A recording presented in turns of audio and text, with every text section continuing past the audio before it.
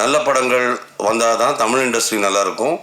நல்ல படங்கள் வந்தால் தான் ப்ரொடியூசர்ஸ் ஹாப்பியாக இருப்பாங்க, அடுத்த படத்தை எடுப்பாங்க. ப்ரொடியூசர்ஸ் ஹாப்பியாக இருந்தால் தான் இண்டஸ்ட்ரி நல்லா இருக்க முடியும்.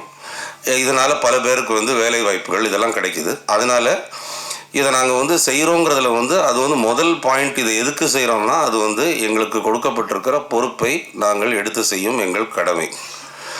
அதுக்கப்புறம் அது வெற்றி அடையும் போது ப்ரொடியூசரோடு சேர்ந்து அது ஹெட் ஆஃப் ஸ்ட்ராட்டஜியாக இருக்கட்டும், ரெஸ்ட் ஆஃப் த டீம் பிடிஜியாக இருக்கட்டும், நாங்கள் எல்லோரும் சேர்ந்து சந்தோஷப்பட்டுக்குவோம். அது எல்லாருடைய உழைப்பும் அதில் அடங்கியிருக்கும். அது வந்து ப்ரொடியூசர் உட்பட.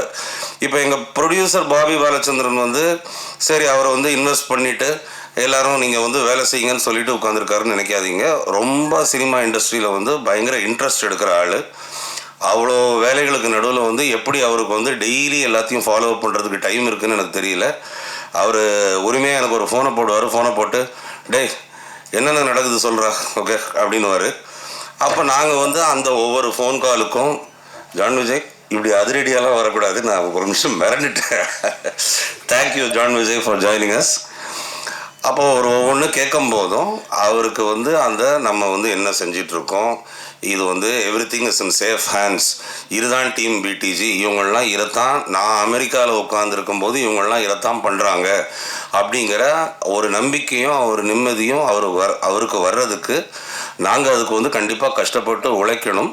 அது நாங்கள் வந்து கண்டிப்பாக உழைப்போம். இந்த நேரத்தில் I would like to thank everybody at team PDG.